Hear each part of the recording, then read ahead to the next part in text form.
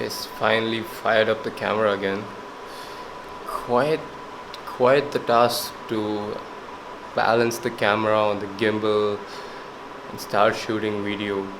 I'm just gonna get the newest iPhone and start shooting on that, man. This is just too much work. Alright, so I'll be hitting the gym today, probably in the middle of the day, because I couldn't wake up in the morning. There's like way too many power cuts through the night. Also have a slight, also have a tiny bit of cold. I don't know from where that came from. I was just listening to this Alex Hormozy podcast, like everybody does. He says that he gets happier every time something gets harder. It's such a good frame. Like, the whole frame shifts from oh poor me to oh poor everybody else who has to try. Because I can do this no matter how hard it gets, knowing myself, but no one else can. So I don't know, it's just such a good frame to have. I'm so glad fitness is as difficult as it is. I'm so glad making money is as difficult as it is. I'm so glad I'm not born to a rich father. I'm so glad I didn't win a lottery. Like, a lot of things in life really gets its worth only if you can attach your effort to it. I would so much rather have this than have a billionaire or millionaire dad to cancel out all of what I could do in my life. So I don't know, I'm just being grateful for some reason for having a life that is not larger than life itself, but something that was given to me with all the right circumstances to make a life for myself. Okay, moving on to the video, enough of this. Okay, so I'm just making lunch before I head off to the gym. Same old rice and fried chicken. Nothing beats that. Shit, the rice got a little too cooked. That's enough. Cool, so the rice got slightly burnt up, that's fine. It's just, a lot of people come and tell you it's not worth it, you're not capable of doing it, and they will be right on day 1, they will be right on day 100. They will always be right until they're not. Happened with me, happened with so many other people. It's like the outside voices are always right until the one time that it actually matters. People measure in days and you're measuring decades. So every day they say they feel they're right, but you know how much work you're putting in, you know how consistent you are, and you know you're going to win. Don't be ashamed of posting content online. Don't be ashamed of heading to the gym. Don't be ashamed of not picking up the ice cream and going out with your friends. Like, just all the little things matter, right? Even though your friends say just have that bar of chocolate, drink that shot of alcohol, you're being a buzzkill. They do not see the vision you see, and they never will. Only you see it. Only you have to work towards it, right? So it's just let's move on to the creative video. Okay. So let's finally talk about creatine. Let's start with my journey / story with creatine. So back in 2020, first lockdown, I decided I wanted abs and I started doing my research. You definitely don't need creatine for abs, but I just dug really deep. I did a ton of research. I was just looking up videos and research papers for 6-7 hours a day, and I wanted to make sure I get to the bottom of how you exactly get abs, and I'm not going to waste my time doing some superficial abs in 6 minutes kind of videos. So I spent all my time researching, and across the board, every single doctor or scientist or kinesiologist, everybody agreed on one supplement that would help me reach my goal, which was building abs, which is essentially building your abdominal muscle. Everyone pointed towards creatine. So, digging more on creatine, it is the safest supplement, and it also has tremendous efficacy. So, I started supplementing with creatine. I did 5 grams a day, and I took creatine every single day. I did not do loading or any of that sort, because if you watched one superficial creatine video, you would, depending on which video you watched, you might do some sort of a loading phase and then some sort of a creatine cycling phase, so on and so forth, which is absolutely not necessary. If you're someone who did your research on creatine the way I did, you would learn that creatine saturates in your muscles regardless of how much you supplement creatine with. So 5 grams of creatine is pretty much the sweet spot, anywhere between 3 to 5 grams. And supplementing any higher creatine does not have any downsides other than just making you maybe a little more gaseous than you have to be. If you load creatine, you will saturate creatine in your muscles much quicker, let's say in a week, as opposed to 3 weeks. But the end goal of saturating creatine in your muscles is the same, only the time duration changes. The faster is not better, simply because it also comes with a lot of GI distress, being bloated, so on and so forth. So you might as well take it slow and just supplement with 3 to 5 grams of creatine every day and wait for your muscles to get saturated with creatine. I took creatine every single day. I had my ab workouts. I had a very rigorous ab workout. I had like a 2-hour ab routine which I did for 2 months straight, and I had abs. So 2020 July I had abs, and this is 2024 September. I still have abs. I've never lost my abs once. I'm not crediting creatine for my abs, but I'm just saying that is the reason I started taking creatine way back in the day. And for the past 4 years, I've always been taking creatine. I do not slack off on supplementation. The main reason you build a physique such as mine or anybody else, the main ingredient for that is actually consistency and nothing else. You can have a bad workout plan, you can be badly informed on supplementation, so on and so forth, but at the end of the day, to build a physique, the only thing that matters is showing up to the gym and being mentally strong enough to eat just what you have to eat, and nothing more, nothing less. Okay, so what is creatine exactly? Creatine is a high energy phosphate donor. What role does phosphate even play in this whole thing? Let's get into that. So,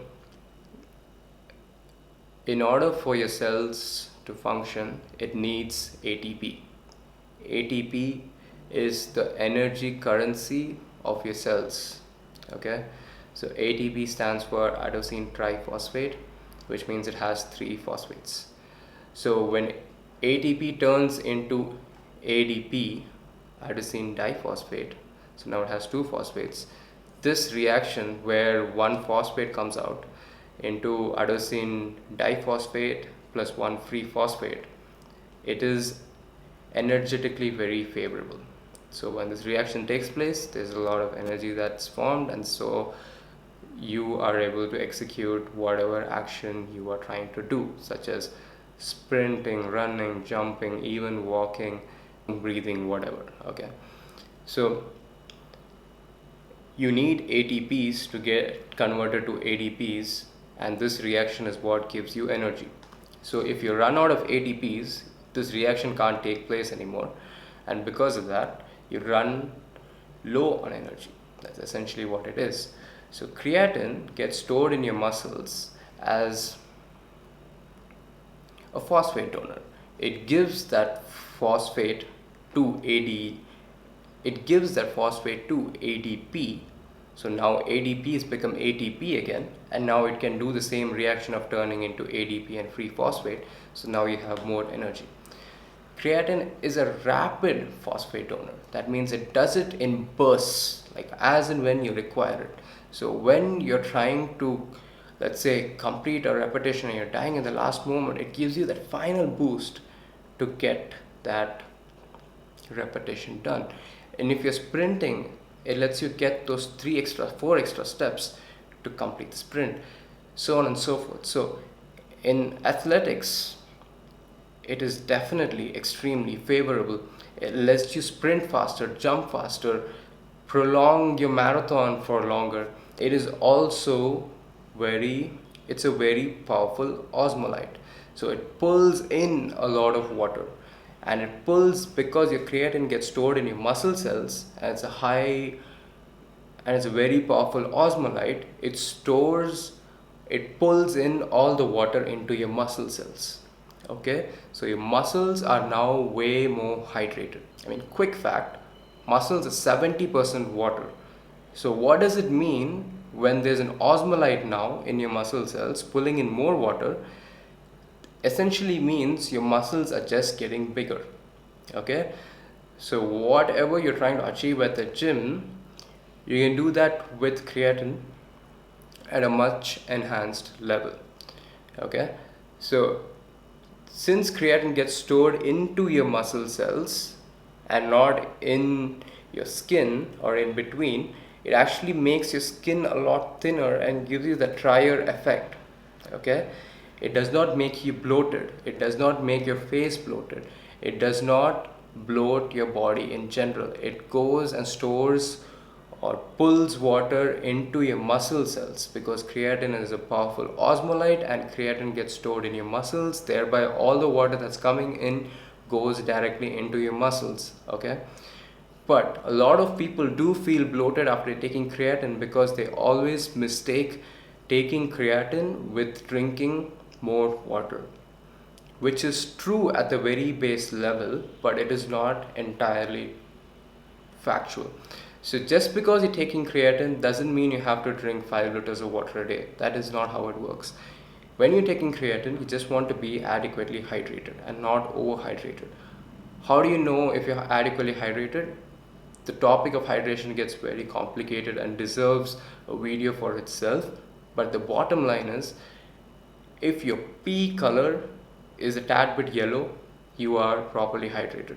If it is too dark, you are dehydrated. If it is clear, you're overhydrated, both of which is very bad and both of which can cause bloating and many other issues that you do not want to deal with. Because creatine is a very rapid firing energy source for your body, your brain loves it. So creatine is also shown to improve cognitive performance in many people, in many studies. One such recent study even showed that creatine can offset the cognitive loss caused by sleep deprivation. So let's say you're pulling out an all-nighter and you have to go write an exam, your cognitive ability won't be at its highest level simply because you did not sleep enough. But one study that was published in Feb 2024 actually showed that creatine can offset that cognitive deficit caused by sleep deprivation. Let's talk about how you should use creatine. So it has been established that creatine is the one supplement you have to take. If you can take only one supplement, the supplement should be creatine because it's cheap, it's highly efficacious, it's very safe. There are no downsides, there are only upsides. So when you come across something like this, the sooner you start simply the better. I use the GNC creatine. I'm also sponsored by GNC.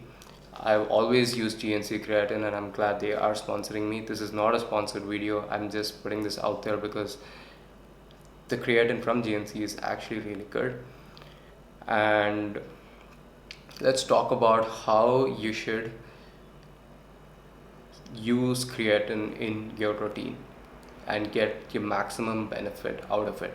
So let's talk about dosage first. if you're an individual less than 75 kgs, or anything between 3 to 5 grams of creatine is plenty enough. And if you're over 75 kgs, anything between 5 to 7 grams of creatine is plenty enough. So just make sure you're having it every day. And the response of creatine is not acute, as in you won't feel its effects as soon as you take it in. It's a very prolonged effect. That is, it takes time to get accumulated into your muscle cells, and after which only you will see results of your creatine supplementation. Okay, when should you take creatine? So there is a teeny bit evidence that taking creatine right after your workout is more beneficial than taking it through any other part of the day, but it really does not matter too much.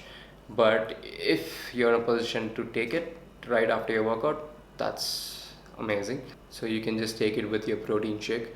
Creatine is also shown to absorb better into your muscle cells if it is taken with some other fast digesting food, such as whey protein or a bowl of rice or whatever. So anything that's fast digesting, if you have creatine with that, it gets into your bloodstream quicker. So I usually take my creatine with my whey protein shake right after my workout. So I take 5 grams of creatine even though I'm 73 kgs, because there is no downside for taking more creatine. So might as well stick to 3 to 5 grams of creatine. Okay, so what about creatine and hair loss? Does creatine actually promote hair loss? There is one study done in 2009 that shows that creatine increases DHT levels, and if you watch my previous video, you would see that DHT is one of the main reasons for male pattern baldness. But there's just one study, and there is no follow-up, and there is no other evidence suggesting that creatine increases DHT. And creatine is not a hormone, so it actually cannot increase DHT. So my theory upon that study's conclusion is, because when you take creatine, your performance capacity goes up, and because of which you build more muscle, and because muscle building is more anabolic, and muscle building promotes testosterone, and henceforth DHT, the DHT in your system goes up, and because of that you might lose some hair. So that is actually not directly correlated to creatine whatsoever, but creatine enables better performance at the gym, and better performance at the gym actually means better testosterone. Testosterone means more DHT, and DHT can knock off your hair follicles if you're genetically inclined towards, if your hair follicles are sensitive to DHT, which in the case of males, most of them are. So that is the correlation between creatine and hair loss. There is a way to offset this, that is by taking some sort of a DHT blocker, where you can refer to my hair loss video to learn more about that. And what about creatine and kidney function? So creatine and creatinine are completely different things. So a lot of doctors used to measure creatinine in your urine sample to assess your renal function, which is now becoming obsolete, because people who have a lot of muscle and who train on an everyday basis will have more creatinine content in their urine sample, but that does not mean they have a failed liver or kidney, or a damaged liver or kidney. So if you have liver failure or kidney failure, you will have more creatinine in your urine sample, but more creatinine in your urine sample does not mean you have damage to your liver or kidneys. It does not correlate that way. So many doctors are moving from using creatinine as one of the markers for the health of your liver and kidney functions to something called cystatin C. Even if you're an individual who has never taken creatine in his life, and you've trained for 5-6 years at the gym, and you regularly go for jogging, running, marathons, so on and so forth, if you go to the doctor and take a urine sample, your creatinine levels will be elevated simply because you have more muscle and you're a very healthy individual. But another person who drinks all day and has a damaged liver, and if he goes and takes uh, a urine sample, his creatinine levels will also be elevated because his liver is damaged. So if you see, it's not a marker for health and it's not a marker for diseased as well. So slowly doctors are realizing that, and they're moving away from using creatinine as one of the markers for assessing a patient's health. But as all things, big changes in the medical community takes a lot of time. If your creatinine levels in your urine sample is high, it is actually not that alarming. You also want to go check at other factors to make sure you are healthy. Okay, so that's it for this video. To learn more about things like this, please subscribe to VAXS. Thank you for watching.